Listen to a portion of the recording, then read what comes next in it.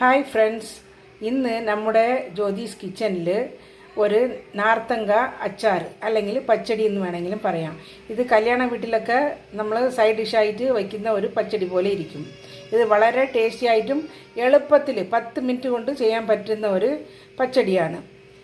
വരൂ എങ്ങനെയാണെന്ന് നോക്കാം. നാരത്തങ്ക പച്ചടി. ഇത് തമിഴ്നാട്ടിൽ കൂടുതലായിട്ട് കിട്ടുന്ന ഒരു തരം നാരത്തങ്കയാണ്. കേരളത്തിലും കിട്ടാറുണ്ട്, പക്ഷേ ആരും അധികം വാങ്ങിച്ചു കാണില്ല. ഇത് ഒരു പച്ച കളർ നല്ല ഹാർഡായിട്ടുള്ള ഒരു നാരത്തങ്കയാണ്. ഇതിൻ്റെ വലിയ സൈസും ഉണ്ട്. അപ്പോൾ ഇത് നമുക്ക് കുറച്ച് കയ്പ്പ് രസം ഉണ്ടാകും, എന്നാലും വയറ്റിന് ഇത് നല്ലതാണ്. ഇത് അച്ചാറിട്ട് വെച്ചാൽ മനം വരട്ടൽ, ഒരുമാതിരി പുളിച്ച് തകട്ടൽ, ഇതിനൊക്കെ നല്ല ഒരു മെഡിസിനാണ് ഇത്. ഇതിൻ്റെ പച്ചടി എങ്ങനെ ഉണ്ടാക്കാമെന്ന് നമുക്ക് നോക്കാം. ഇതുപോലെ ചെറുതായിട്ട് ചെറിയ കഷ്ണങ്ങളായിട്ട് നറുക്കി ഒരു 3 എണ്ണം ഇതുപോലെ സൈസിൽ 3 എണ്ണം വെട്ടി വെച്ചിട്ടുണ്ട്. ഒരു 7-8 പച്ചമുളക് കഷ്ണങ്ങളാക്കി അതിൻ്റെ കൂടെ ഇടാം. ഒരു 10-15 ചെറുള്ളി കഷ്ണങ്ങളാക്കി അതും ഇതിലിടാം. ഇതിലേക്ക് ഒരു ചെറിയ എലുമിച്ചങ്കയുടെ അളവ് പുളി. ഇത് കുറച്ച് പുളി ഉള്ളതാണ്, എന്നാലും ആ കൈപ്രസം മാറാൻ വേണ്ടിയിട്ട് നമുക്ക് ഒരു ചെറിയ ലെമൺ സൈസ് പുളി പിഴിഞ്ഞിട്ട് ഇതിൽ ഒഴിച്ചിട്ട് ഉപ്പും മഞ്ഞൾപ്പൊടിയും കൂടി ഇട്ടിട്ട് നമുക്ക് അടുപ്പിൽ വെച്ചിട്ട് വേവിച്ചെടുക്കാം. 1 കപ്പ് പുളിവെള്ളം പിഴിഞ്ഞ് ഒഴിച്ചിട്ടുണ്ട്. 2 ടേബിൾ സ്പൂൺ ഉപ്പ് ഇട്ടിട്ടുണ്ട്. 1 ടീസ്പൂൺ മഞ്ഞൾപ്പൊടിയും ഇട്ടിട്ടുണ്ട്. ഒരു 1/2 ടീസ്പൂൺ അല്ലെങ്കിൽ 1 ടീസ്പൂൺ ഇട്ടാലും കുഴപ്പമില്ല, കായപ്പൊടിയും കൂടി ഇട്ട് നമുക്ക് ഗ്യാസിൽ വെച്ചിട്ട് പകുതി വേക്കാട് വേവിച്ചെടുക്കാം.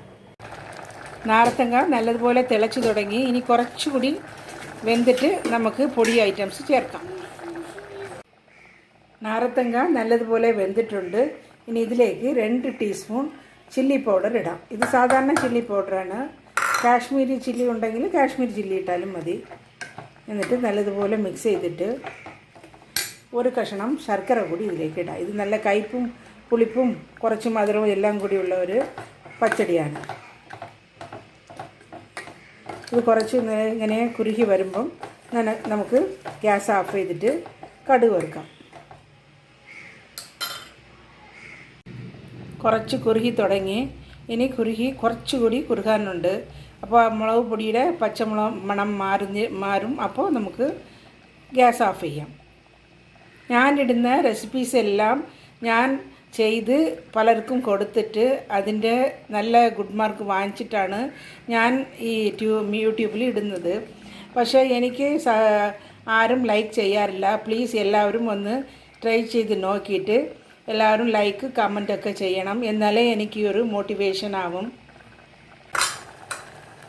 നമ്മുടെ പച്ചടി നല്ലതുപോലെ കുറുകി തുടങ്ങി. ഇനി നമുക്കിതിലേക്ക് ഒരു ഇൻഗ്രീഡിയൻസ് കൂടി ചേർക്കാനുണ്ട്. ഇത് ഉലുവപ്പൊടിയാണ്. ഉലുവ വെറും ചട്ടിയിലിട്ട് വറുത്ത് പൊടിച്ച ഉലുവപ്പൊടിയാണ്. ഇത് നമുക്ക് അവസാനം ഇട്ടിട്ട് ഗ്യാസ് ഓഫ് ചെയ്യാം. ഉലുവപ്പൊടി വളരെ നല്ല ഒരു ആൻറ്റി ഫംഗൽ ഇൻഗ്രീഡിയൻ്റാണ്. നമ്മൾ ഏതൊരു അച്ചാർ അല്ലെങ്കിൽ ഇതുപോലെ പച്ചടി മുളക് പുളിയൊക്കെ ചേർത്ത പച്ചടി വയ്ക്കുമ്പം മാങ്ങ ഇതൊക്കെ വയ്ക്കുമ്പം നമുക്ക് അവസാനം ഉലുവപ്പൊടി ഇട്ട് വച്ചാൽ അതിൽ ഫംഗസ് പിടിക്കുകയില്ല. ഇത് ഒരു സീക്രട്ട് ഇൻഗ്രീഡിയൻ്റാണ്. ഇനി നമുക്ക് ഗ്യാസ് ഓഫ് ചെയ്യാം. ഒരു കരണ്ടി അല്ലെങ്കിൽ ഒരു ചീനച്ചട്ടി ഗ്യാസിൽ വെച്ചിട്ട് 2 ടേബിൾ സ്പൂൺ നല്ലെണ്ണയാണ് ഒഴിച്ചിട്ടുള്ളത്. അതുപോലെ തന്നെ നമ്മൾ അച്ചാറൊക്കെ ഇടുമ്പം നല്ലെണ്ണയാണ് കൂടുതൽ യൂസ് ചെയ്യാറുള്ളത്. അതും ഇങ്ങനെ ആൻറ്റി ഫംഗൽ ഇൻഗ്രീഡിയൻ്റാണ്. അപ്പോൾ നമുക്ക് ഇതിലേക്ക് 2 ടീസ്പൂൺ കടുകിടാം. കടുക് പൊട്ടുമ്പം ഒരു 3 വറ്റൽമുളക് ഇതിലേക്ക്